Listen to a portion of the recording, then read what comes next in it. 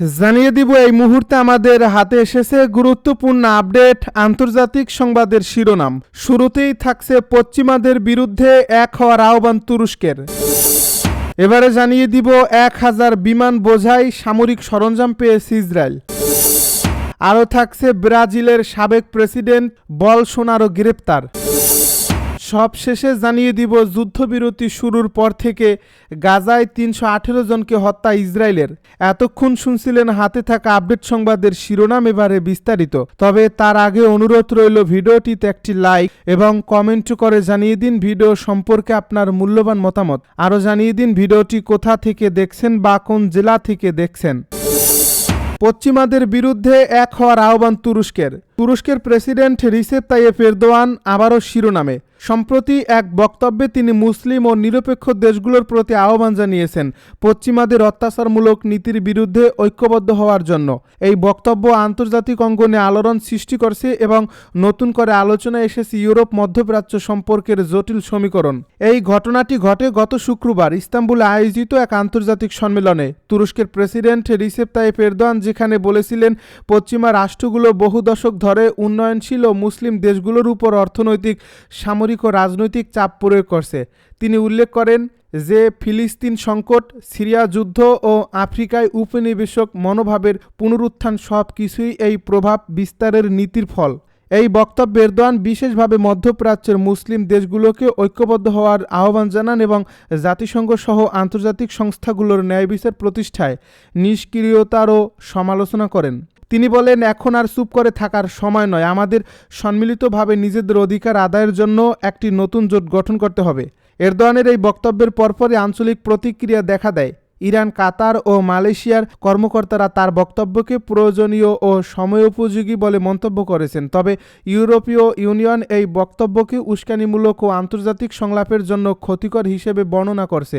প্রত্যক্ষদর্শী ও আন্তর্জাতিক বিশ্লেষকদের মতে সম্মেলনে উপস্থিত থাকা অনেক নেতাই এরদোয়ানের বক্তব্যে সাড়া দিলেও এর বাস্তব রূপ নিতে হলে কূটনৈতিক সমন্বয় এবং নিরপেক্ষ অবস্থান গ্রহণ করা জরুরি। বিশ্লেষকেরা বলছেন এই ধরনের আহ্বান মধ্যপ্রাচ্যে নতুন একটি রাজনৈতিক ব্লকের উত্থাপন ঘটাতে পারে যা পশ্চিমা প্রভাবকে চ্যালেঞ্জ করবে। তবে এতে আন্তর্জাতিক সম্পর্ক আরও উত্তপ্ত হওয়ার ঝুঁকিও রয়েছে। বৈশ্বিক রাজনীতির এ উত্তাল সময়ে প্রশ্ন উঠছে, তুরস্কের এই পদক্ষেপ কি বিশ্ব ব্যবস্থায় ভারসাম্য আনার একটি প্রচেষ্টা নাকি কেবল রাজনৈতিক প্রতিক্রিয়া? 1000 বিমান বোঝাই সামরিক সরঞ্জাম পেয়েছে ইসরায়েল। ইসরায়েল 2023 সালের অক্টোবর থেকে 1000 বিমান বোঝাই সামরিক সরঞ্জাম পেয়েছে। এসব বিমানে 1,20,000 টনেরও বেশি গোলাবারুদ, অস্ত্র ব্যবস্থা এবং প্রতিরক্ষামূলক গিয়ার সহায়তা পেয়েছে দেশটি। ইসরায়েলের প্রতিরক্ষা মন্ত্রণালয় বিষয়টি নিশ্চিত করেছে। মার্কিন যুক্তরাষ্ট্র এবং জার্মানির সহায়তায় এই বিশাল লজিস্টিক চালানে গাজায় এবং আঞ্চলিক অভিযানগুলোতে ব্যবহৃত অস্ত্র সরবরাহ করা হয়েছে। ইসরায়েলকে আমেরিকার দেওয়া সামরিক সহায়তা 21.7 বিলিয়ন মার্কিন ডলারে পৌঁছেছে। ইসরায়েলের প্রতিরক্ষা মন্ত্রণালয়ের ঘোষণা অনুযায়ী 2023 সালের অক্টোবর থেকে ইসরায়েল সামরিক সরঞ্জামের 1000 বিমান চালান পেয়েছে। আকাশপথের এই বিশাল পরিবহন অপারেশনের মাধ্যমে গাজায় এবং সমগ্র অঞ্চলে ইসরায়েলি সামরিক অভিযানে সহায়তা, গোলাবারুদ, অস্ত্র ব্যবস্থা এবং প্রতিরক্ষামূলক গিয়ার সহ 1,20,000 টনেরও বেশি সামরিক সরঞ্জাম সরবরাহ করা হয়েছে। এক প্রতিবেদনে বলা হয়, বিশাল লজিস্টিক অপারেশন সামরিক সরঞ্জাম বহনকারী 1000তম বিমানটি সম্প্রতি তেল আবিবে অবতরণ করে। সেখানে ইসরায়েলি প্রতিরক্ষা মন্ত্রণালয়ের মহাপরিচালক আমির বারাম এটি গ্রহণ করেন। এই ব্যাপক লজিস্টিক অপারেশনে আকাশপথ এবং জলপথ উভয় পরিবহন জড়িত ছিল। প্রায় 150টি নৌযান বিমান সরবরাহে সহায়তা করে। সরবরাহগুলির মধ্যে উন্নত গোলাবারুদ, সাজোয়া যান, চিকিৎসা সরঞ্জাম এবং যোগাযোগ ব্যবস্থাও রয়েছে। যদিও ইসরায়েলের এই ঘোষণায় সামরিক সরঞ্জামের উৎস দেশগুলির নাম নির্দিষ্ট করে বলা হয়নি, তবে পরিবহন অপারেশনগুলিতে মার্কিন যুক্তরাষ্ট্র এবং বার্লিনের মিশনের অংশগ্রহণের কথাও উল্লেখ করা হয়েছে। জাতিসংঘের বিশেষ এই প্রতিবেদক ফ্রান্সিসকা আলবানিজির প্রতিবেদনের পর এই তথ্য প্রকাশ করা হয়েছে যে 60টিরও বেশি দেশ অস্ত্র চালান, কূটনৈতিক সমর্থন এবং অন্যান্য সহায়তার মাধ্যমে ইসরায়েলের সামরিক অভিযানে সরাসরি জড়িত। এই সহায়তার মূল ভিত্তি হল মার্কিন যুক্তরাষ্ট্র, যারা 2023 সালের অক্টোবর থেকে বাইডেন এবং ট্রাম্প উভয় প্রশাসনের অধীনে মোট 21.7 বিলিয়ন মার্কিন ডলার সামরিক সহায়তা প্রদান করছে।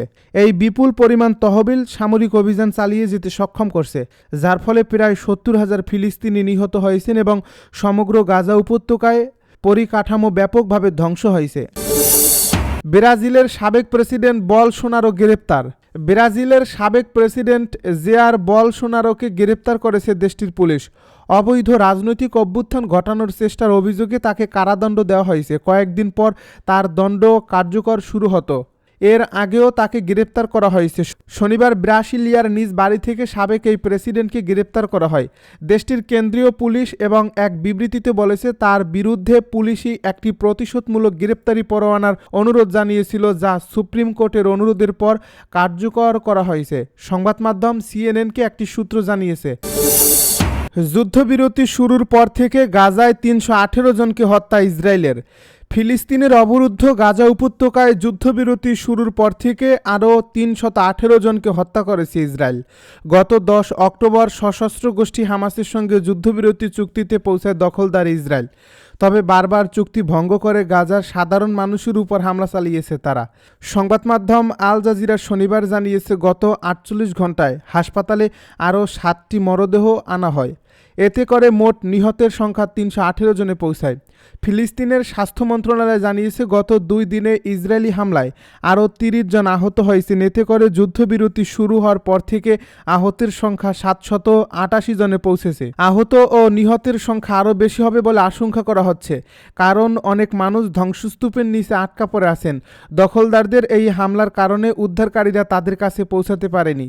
এর আগে গতকাল রাফাতে গত মাসে হামাস ও ইসরায়েলের মধ্যে যুদ্ধবিরতি হলেও রাফাতে হামাসের প্রায় ৪০০ যোদ্ধা আটকা পড়েন। তারা সুড়ঙ্গের ভেতর অবস্থান নিয়ে আছেন। যে যোদ্ধাদের গতকাল ইসরায়েল হত্যা করেছে তারা সুড়ঙ্গ থেকে বের হয়ে এসেছিলেন। বিমান হামলা চালিয়ে সশস্ত্র গোষ্ঠী হামাসের ৫ যোদ্ধাকে হত্যা করেছে দখলদার ইসরায়েল। ইসরায়েলি প্রতিরক্ষা বাহিনীর নাহাল ব্রিগেড এই হামলা চালায়। তারা দাবি করছে হামাসের যোদ্ধারা সুড়ঙ্গ থেকে বের হয়ে ইসরায়েলি সেনাদের দিকে এগিয়ে আসছিল। দখলদাররা বলছে তারা এমনভাবে আসছিল যা ইসরায়েলি সেনাদের জন্য ঝুঁকির কারণ হয়ে উঠেছিল। এ কারণে তাদের লক্ষ্য করে বিমান হামলা চালানো হয়েছে। যুদ্ধবিরতির পরও রাফার প্রায় পুরো অঞ্চল নিজেদের নিয়ন্ত্রণে রেখেছে দখলদার ইসরায়েল। এ কারণে যুদ্ধবিরতির পর হামাসের যোদ্ধারা সেখানে আটকে যান। তাদের জীবিত বের করে গাজার অভ্যন্তরে বা অন্য কোনো দেশে পাঠানোর ব্যাপারে ইসরায়েলের সঙ্গে যুক্তরাষ্ট্র ও অন্যান্য মধ্যস্থতাকারী দেশগুলোর আলোচনা চলছিল। এর মধ্যেই ৫ জনকে হত্যা করছে তারা।